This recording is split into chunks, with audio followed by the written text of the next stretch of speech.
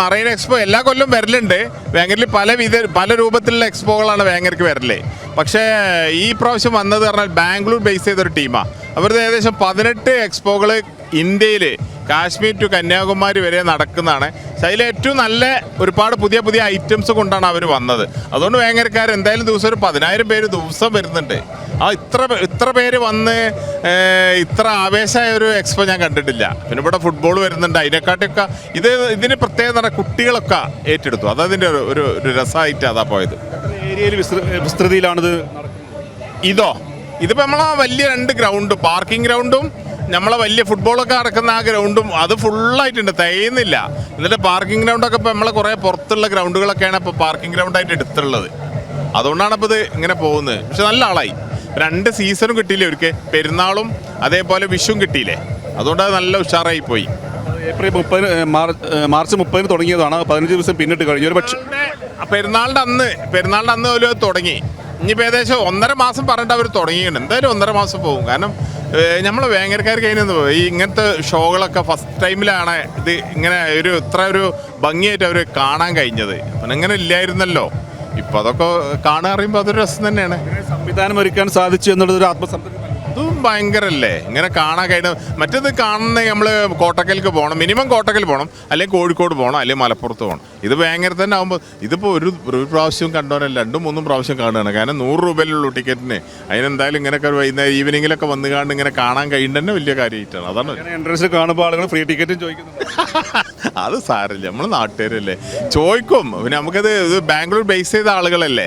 ചിലതൊക്കെ ഇപ്പം നമ്മൾക്ക് അങ്ങനത്തെ ഒഴിച്ചു കൂടാൻ പറ്റാത്ത ആൾക്കാർ നമ്മൾ കീശിൽ പൈസ എടുത്തുകൊണ്ട് കൊടുത്തു വിടും. നല്ല മോശമല്ലേ, ബിസിനസ് അല്ല അത്, ബാംഗ്ലൂർക്കാർ നടത്തുന്നതല്ലേ. അപ്പം നമ്മൾ അതിൽ പോയിക്കാണ്ട് ഇങ്ങനെ ഫ്രീ ടിക്കറ്റ് കൊടുത്തോളി അറിയാൻ പറ്റില്ലല്ലോ, മോശമല്ലേ. അപ്പം ഞാൻ എന്ത് ചെയ്യും, കുറച്ച് പൈസ കീശിലുണ്ടാവില്ല, നമ്മൾ എടുത്തുകൊണ്ട് കൊടുത്താൽ ടിക്കറ്റ് എടുത്തുകൊണ്ട് വിടും. ഒരു 10 ആളുണ്ടെങ്കിൽ 5 ആൾക്കൊക്കെ ടിക്കറ്റ് കൊടുക്കും, 5 ആൾക്കൊക്കെ ഫ്രീ പറയാം നമുക്ക്. മറ്റേതൊരു ശരിയല്ലല്ലോ, അതങ്ങനെ വിടുന്നത്.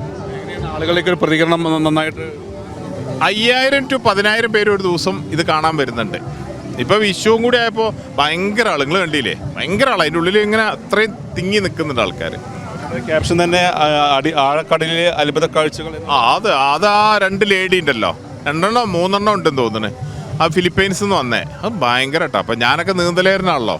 പക്ഷേ നമ്മളൊക്കെ കടത്തി വിട്ടണേ, നമുക്കൊന്നും അങ്ങനെ നീന്താൻ കഴിയില്ല. അങ്ങനെ ഓല ആ ഷേപ്പും നമുക്ക് വലിയ അത്ഭുതത്തോടു കൂടിയാണ് കാണുന്നത്. കാരണം അവരെ ആ നീന്തലിൻ്റെ ഒരു എന്താ പറയുക, അതിൻ്റെ ഭയങ്കര എക്സ്പേർട്ടല്ലേ. ഇപ്പോൾ നമ്മൾക്കൊക്കെ ഇപ്പോൾ അത് ശ്രദ്ധിച്ചറിയാം. നമ്മൾക്ക് ഒരു 1/2 മിനിറ്റൊക്കെ വെള്ളത്തിൻ്റെ അടി പോയി, 2 മിനിറ്റ് 3 മിനിറ്റൊക്കെയാണ് അവർ വെള്ളത്തിൻ്റെ അടി പോയി ഇങ്ങനത്തെ ഈ സർക്കസ് കാണിക്കുന്നുണ്ട്. ഭയങ്കര രസമായി. ചൂടുമാണ്, ഇടയ്ക്ക് മഴ ഉണ്ടെങ്കിൽ പോലും അവ ആളുകൾക്കൊക്കെ പുറത്തിറങ്ങാനുള്ളൊരു അതാണ് ഇവിടെ രസം എന്ന് പറഞ്ഞാൽ ഈ കാലാവസ്ഥ കൊണ്ട് ഒരു ബുദ്ധിമുട്ടും വന്നിട്ടില്ല. ഒരു ദിവസം പോലും മഴ, രാവിലെ മഴ പെയ്യുന്നല്ലേ, വൈകുന്നേരം മഴ ചെയ്തിട്ടില്ല. അത് ഇവർക്ക് വലിയ ഭാഗ്യം കേട്ടോ. ഇതിൻ്റെ ഓണർമാർക്ക് വലിയ ഭാഗ്യം. അത് വലിയ ഗുണം പറഞ്ഞാൽ അടുത്ത കൊല്ലം കുറച്ചുകൂടി ആവേശത്തിൽ വരും, അതാണ്.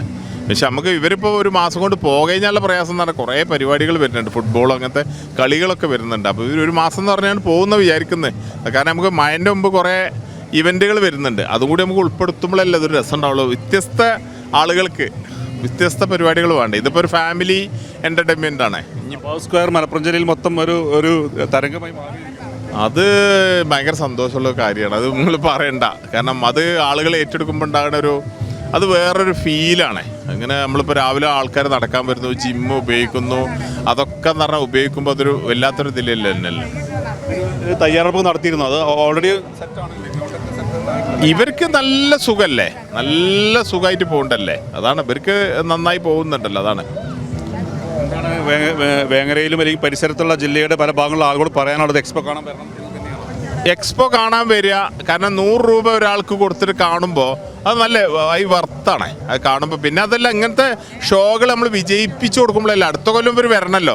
വ്യത്യസ്ത പുതിയ ആളുകൾ ഇപ്പം തന്നെ ഇത് വിജയിച്ചപ്പോൾ എന്താ പറയുക, കുറേ ആൾക്കാർ ഇതിങ്ങനെ പുതിയതായിട്ട് വരുന്നുണ്ട്. അതൊരു രസമായിട്ട് ഇങ്ങനെ പോട്ടെ. പിന്നെ ടിക്കറ്റ് ചാർജ് കുറക്കാനുള്ള ശ്രമം കൂടി. കാരണം ആളുകൾ കൂടുതൽ വരുമ്പോൾ ഇപ്പോൾ എല്ലാ സ്ഥലത്തും 150 രൂപയായിരുന്നു.